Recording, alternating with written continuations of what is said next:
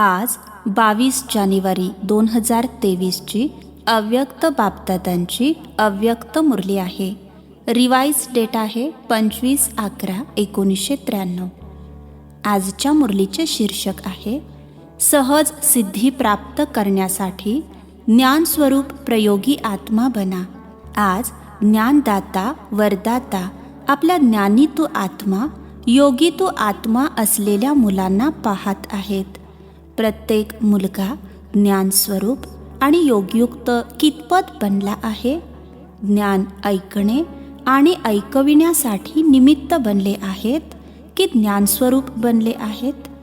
वेळेप्रमाणे योग लावणारे बनले आहेत की सदैव योगी जीवन अर्थात प्रत्येक कर्म योगयुक्त युक्तियुक्त आपोआप की निरंतर योगी बनले आहेत. कोणत्याही ब्राह्मण आत्म्याला कोणीही विचारले की ज्ञानी आणि योगी आहात तर काय सांगाल? सर्वजण ज्ञानी आणि योगी आहात ना. ज्ञानस्वरूप बनणे अर्थात प्रत्येक संकल्प बोल आणि कर्म समर्थ असेल. व्यर्थ समाप्त होईल. कारण जिथे समर्थ आहे तिथे व्यर्थ असू शकत नाही. जसे प्रकाश आणि अंधार एकत्र असत नाहीत तर ज्ञान प्रकाश आहे व्यर्थ अंधार आहे. वर्तमान समयी व्यर्थला समाप्त करण्यावर अटेन्शन ठेवायचे आहे. सर्वात मुख्य गोष्ट संकल्परूपी बीजाला समर्थ बनवायचे आहे.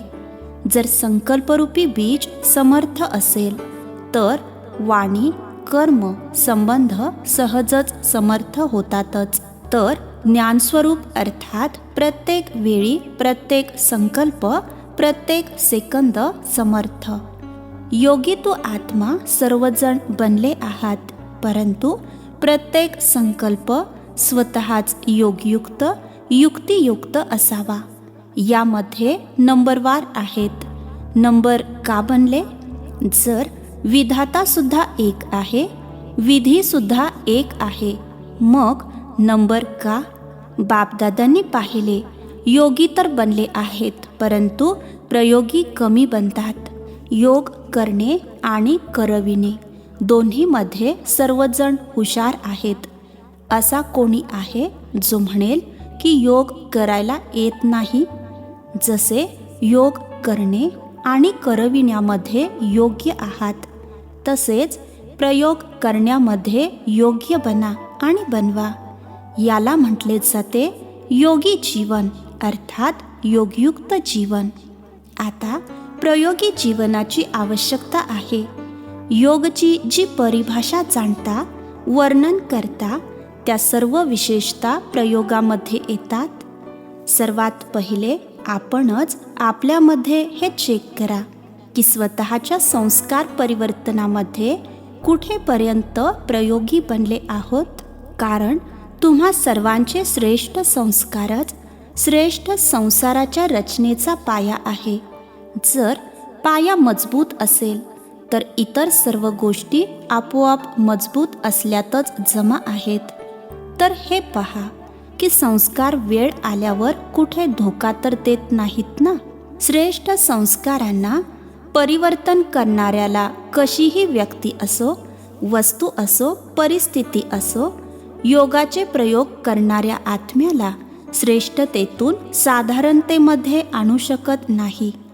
असे नाही की गोष्टच तशी होती व्यक्तीच तशी होती वातावरण तसे होते म्हणून श्रेष्ठ संस्कारांना परिवर्तन करून साधारण किंवा व्यर्थ बनवले तर काय याला प्रयोगी आत्मा म्हणणार? जर वेळेवर योगशक्तींचा प्रयोग नाही झाला तर याला काय म्हणणार? तर अगोदर या फाउंडेशनला बघा की अशा वेळी कितपत प्रयोगी बनलो आहोत. जर स्वतःचे संस्कार परिवर्तक बनला नाहीत तर नवीन संसाराचे परिवर्तक कसे बनणार? प्रयोगी आत्म्याचे पहिले लक्षण आहे संस्कारांवर सदैव प्रयोगामध्ये विजयी. दुसरे लक्षण प्रकृतीकडून येणाऱ्या परिस्थितींवर योगच्या प्रयोगद्वारा विजयी. वेळोवेळी प्रकृतीची हलचलसुद्धा योगी आत्म्याला आपल्याकडे आकर्षित करते. अशा वेळी योग करण्याची विधी प्रयोगामध्ये येते का? कधी योगी पुरुषाला किंवा पुरुषोत्तम आत्म्याला प्रकृती प्रभावित तर करत नाही ना? कारण ब्राह्मण आत्मे पुरुषोत्तम आत्मे आहात. प्रकृती पुरुषोत्तम आत्म्यांची दासी आहे. मालक जर दासीच्या प्रभावामध्ये आला तर याला काय म्हणणार? आजकाल पुरुषोत्तम आत्म्यांना प्रकृती साधन आणि सॅल्वेशनच्या अर्थात सुविधेच्या रूपामध्ये प्रभावित करते. साधनाच्या किंवा सॅल्वेशनच्या आधारावर योगी जीवन आहे. साधन किंवा सॅल्वेशन कमी तर योगयुक्त स्थितीचा अनुभव सुद्धा कमी. याला म्हटले जाते प्रभावित होणे. योगी किंवा प्रयोगी आत्म्याच्या साधनेसमोर साधन आपोआपच स्वतः येतात. साधनेचा आधार साधन नसावा, परंतु साधना साधनांना स्वतःच आधार बनवेल. याला म्हटले जाते प्रयोगी आत्मा. तर चेक करा, संस्कार परिवर्तनामध्ये विजयी आणि प्रकृतीच्या प्रभावावर विजयी कितपत बनले आहात. तिसरे लक्षण आहे विकारांवर विजयी. योगी किंवा प्रयोगी आत्म्यांच्या समोर हे 5 विकार जे इतरांसाठी विषारी साप आहेत, परंतु तुम्हा योगी प्रयोगी आत्म्यांकरिता हे साप गळ्यातील माळा बनतात. तुम्हा ब्राह्मणांचे आणि ब्रह्माबाबांच्या अशरीरी तपस्वी शंकर स्वरूपाचे यादगार अर्थात स्मृती रूपामध्ये आजही भक्त लोक पूजन आणि गायन करत आहेत. दुसरे यादगार, हे साप तुमच्या अधीन असे काही बनतात जे तुमच्यासाठी खुशीमध्ये नाचण्याची स्टेज बनतात. जेव्हा विजयी बनता तेव्हा काय अनुभव करता? कोणती स्थिती असते? खुशीमध्ये नाचत राहताना. तर ही स्थिती स्टेजच्या रूपामध्ये दाखविली आहे. स्थितीला सुद्धा स्टेज म्हटले जाते. असा विकारांवर विजय असावा, याला म्हटले जाते प्रयोगी. तर हे चेक करा, कितपत प्रयोगी बनलो आहोत. जर योगचा वेळेनुसार प्रयोग नसेल, योगच्या विधीने वेळेवर सिद्धी मिळत नसेल, तर याला यथार्थ विधी म्हणणार. वेळ आपली तीव्र गती वेळोवेळी दाखवत आहे. अनेकता, अधर्म, तमोप्रधानता प्रत्येक क्षेत्रामध्ये तीव्र गतीने वाढत आहे. अशा वेळी तुमच्या योगच्या विधीची वृद्धी किंवा विधीच्या सिद्धीमध्ये तीव्र गतीने वृद्धी होणे आवश्यक आहे. नंबर पुढे जाण्याचा आधार आहे प्रयोगी बनण्याची सहज विधी. तर बापदादांनी काय पाहिले? वेळेवर प्रयोग करण्यामध्ये तीव्र गतीऐवजी साधारण गती आहे. आता याला वाढवा तर काय होईल? सिद्धी स्वरूप अनुभव करत चाल. भक्त तुमच्या जडचित्रांद्वारे अर्थात मूर्तींद्वारे सिद्धी प्राप्त झाल्याचा अनुभव करत राहतील. चैतन्यमध्ये सिद्धी स्वरूप बनले आहात, म्हणून तर हे यादगार प्रचलित आहे. रिद्धी सिद्धीवाले नाही, विधीने सिद्धी. तर समजले काय करायचे आहे? आहे सर्व काही, परंतु वेळेवर प्रयोग करणे आणि प्रयोग सफल होणे, याला म्हटले जाते ज्ञानस्वरूप आत्मा. असे ज्ञानस्वरूप आत्मे अति समीप आणि अतिशय प्रिय आहेत. अच्छा, सदैव योगच्या विधीद्वारे श्रेष्ठ सिद्धीला अनुभव करणारे, सदैव साधारण संस्कारांना श्रेष्ठ संस्कारामध्ये परिवर्तन करणारे, संस्कार परिवर्तक आत्म्यांना, सदैव प्रकृतीजीत विकारांवर जीत प्राप्त करणाऱ्या विजयी आत्म्यांना, सदैव प्रयोगाच्या गतीला तीव्र अनुभव करणाऱ्या ज्ञानस्वरूप योगयुक्त योगी आत्म्यांना बापदादांची प्रेमपूर्वक आठवण आणि नमस्ते. आम्हा आत्मिक मुलांचाही आत्मिक पित्यांना नमस्ते. अच्छा, 24 नोव्हेंबरला 2 कुमारींच्या समर्पण समारोहानंतर रात्री 10 वाजता ऑलराऊंडर दादीजींनी आपले जुने शरीर सोडून बापदादांची गोद घेतली. 25 तारखेला त्यांचा अंतिम संस्कार केला गेला. संध्याकाळी मुरलीनंतर दादींसोबत संवाद करतेवेळी बापदादांनी जी महावाक्ये उच्चारली ती या प्रकारे आहेत. खेळामध्ये वेगवेगळे खेळ पाहत राहता. साक्षी होऊन खेळ पाहण्यामध्ये मजा येते ना. मग कोणता उत्सव असू दे, नाहीतर कोणी शरीर सोडू दे, दोन्हीही काय वाटतात? खेळामध्ये खेळ वाटतो. आणि वाटते सुद्धा असेच ना की जसा काही खेळ चालू आहे आणि वेळेप्रमाणे समाप्त होतो, असेच जे झाले ते सहज समाप्त झाले तर खेळच वाटला. प्रत्येक आत्म्याचा आपला आपला पार्ट आहे. सर्व आत्म्यांची शुभभावना, अनेक आत्म्यांची शुभभावना प्राप्त होणे ही सुद्धा प्रत्येक आत्म्याच्या भाग्याची सिद्धी आहे. तर जे काही झाले, काय पाहिले? खेळ पाहिला की मृत्यू पाहिला? एका बाजूला तेच अलौकिक स्वयंवर पाहिले आणि दुसऱ्या बाजूला शरीर बदलण्याचा खेळ पाहिला. परंतु दोन्ही काय वाटले? खेळामध्ये खेळ. फरक पडतो ना? फरक पडतो का? स्थितीमध्ये फरक पडतो. अलौकिक स्वयंवर बघण्यामध्ये आणि शरीर बदलताना बघण्यामध्ये फरक पडला. थोडी लहर बदलली की नाही? साक्षी होऊन खेळ बघा, तेव्हाच तो आपल्या विधीचा आणि तो आपल्या विधीचा. सहज नष्टो मोहा होणे हे खूप काळाच्या योगच्या विधीची सिद्धी आहे. तर नष्टो मोहा सहज मृत्यूचा खेळ पाहिलात. या खेळामध्ये कोणते रहस्य पाहिलेत? देहाच्या स्मृतीपासून देखील उपराम. भले व्याधीद्वारे नाही तर विधीद्वारे इतर कोणतेही आकर्षण अंतःसमयी आकर्षित करू नये. याला म्हटले जाते सहज चोला, अर्थात शरीर बदलणे.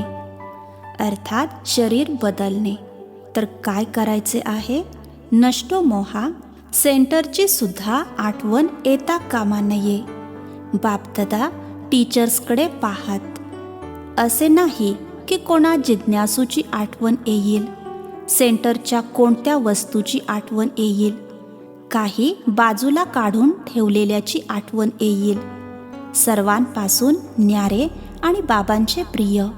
आधीपासूनच सर्व किनारे सुटलेले असावेत. कोणत्याही किनाऱ्याला सहारा बनवू नका.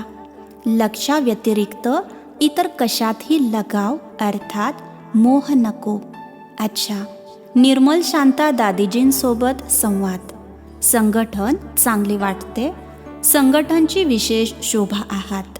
सर्वांची नजर किती प्रेमाने तुम्हा सर्वांकडे जाते. जोपर्यंत जितकी सेवा आहे तितकी सेवा शरीराद्वारे होणारच आहे. कसेही करून शरीर काम करतच राहील. शरीराला चालवण्याची पद्धत आली आहे ना. छान चालले आहे.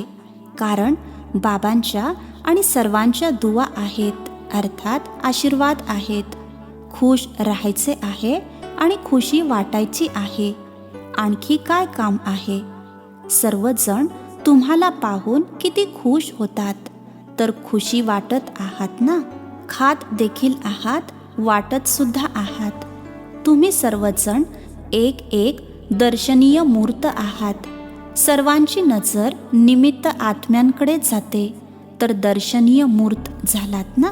अच्छा, अव्यक्त बापदादांचा वैयक्तिक संवाद. पहिला पॉइंट, ब्राह्मण जीवनाचा आधार, आठवण आणि सेवा. ड्रामा अनुसार ब्राह्मण जीवनामध्ये सर्वांना सेवेचा चान्स मिळालेला आहे ना. कारण ब्राह्मण जीवनाचा आधारच आहे आठवण आणि सेवा. जर आठवण आणि सेवा कमजोर असेल तर जसे शरीराचा आधार कमजोर होतो तेव्हा शरीर औषधांच्या आधाराने चालते ना.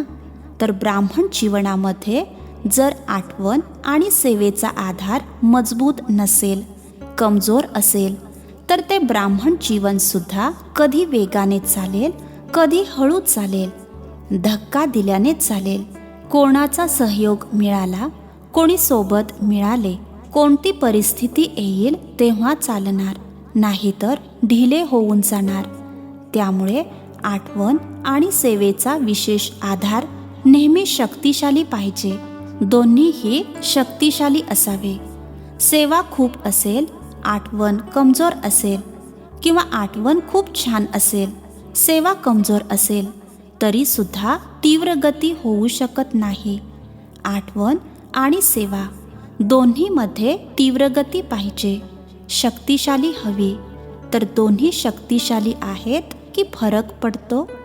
कधी सेवा जास्त होते, कधी आठवण अर्थात योग जास्त होतो. दोन्ही एकत्र हवे. आठवण आणि निस्वार्थ सेवा. स्वार्थ ठेवून सेवा नाही, निस्वार्थ सेवा असेल तर मायाजित बनणे खूप सहज आहे.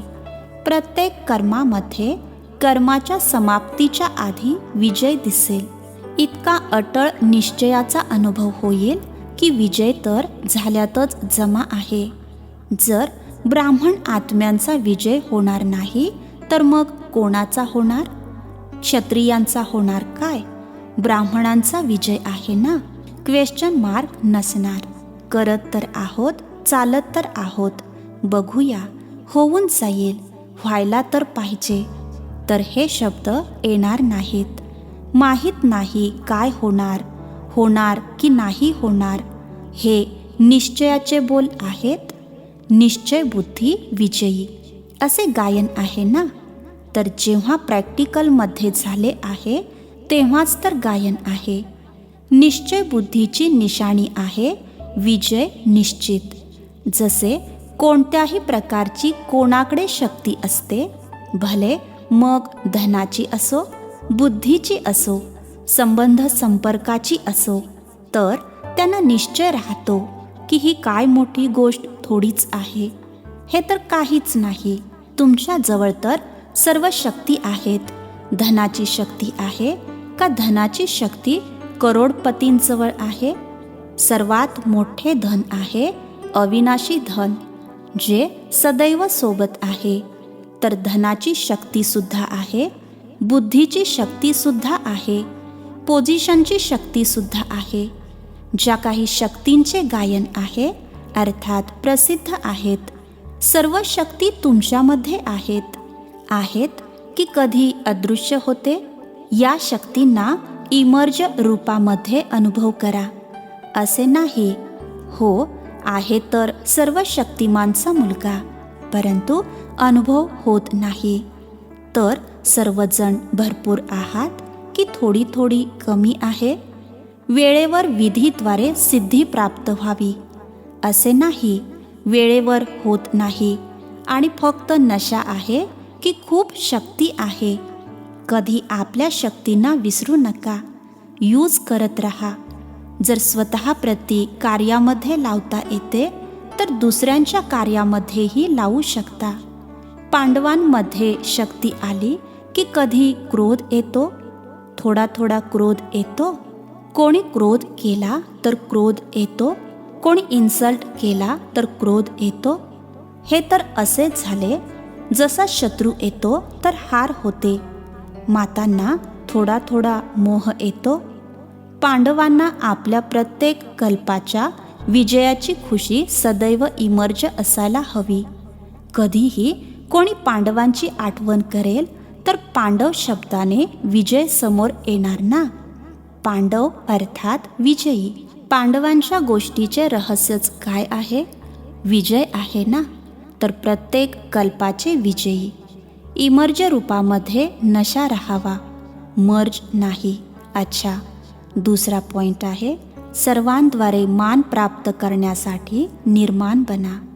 सर्वजण स्वतःला सदैव कोटीमध्ये कोणी आणि कोणीमध्येही कोणी श्रेष्ठ आत्मा अनुभव करता की कोटीमध्ये कोणी जे गायन आहे ते आणखी कोणी आहे की तुम्हीच आहात?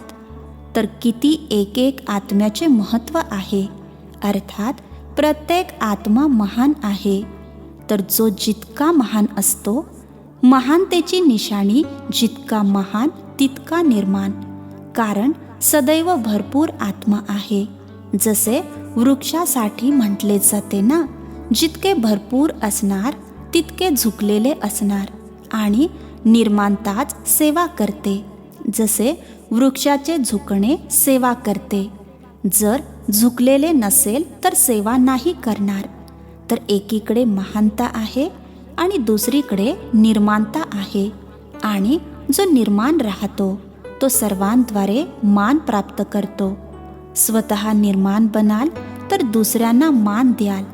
जो अभिमानामध्ये राहतो त्याला कोणी मान देत नाही. त्याच्यापासून दूर पळतील.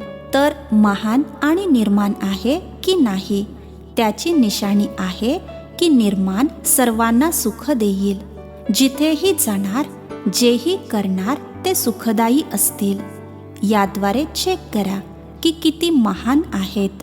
जेही संबंध संपर्कामध्ये येतील सुखाची अनुभूती करतील. असे आहात की कधी दुःखही मिळते. निर्माणता कमी तर सुखही सदैव नाही देऊ शकणार. तर सदैव सुख देता सुख घेता की कधी दुःख देता दुःख घेता. चला देत नाही परंतु घेता का?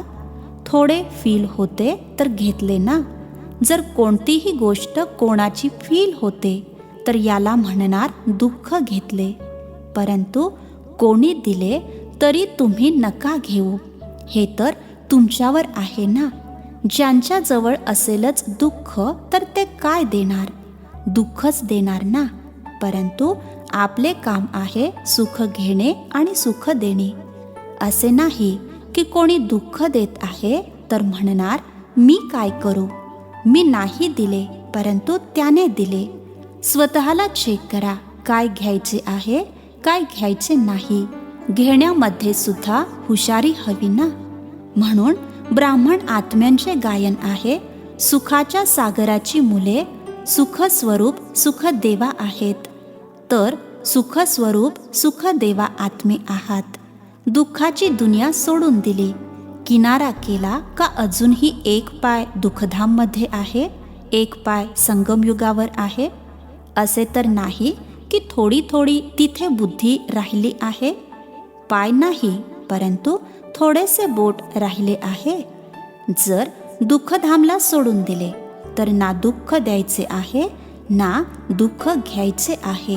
अच्छा, आजचे वरदान आहे उडत्या कलेद्वारे पित्या समान ऑलराऊंड पार्ट बजावणारे चक्रवर्ती भव.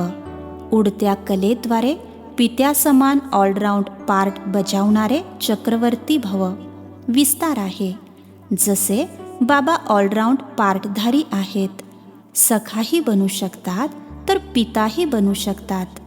असे उडती कलावाले ज्यावेळी ज्या सेवेची आवश्यकता असेल त्यामध्ये संपन्न पार्ट बजावतील.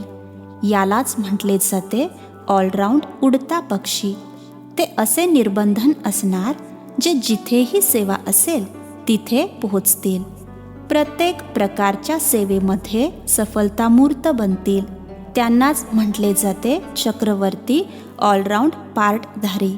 आजचे स्लोगन आहे एक दोघांच्या विशेषतांना स्मृतीमध्ये ठेवून फेथफुल बना तर संघटन एकमत होईल.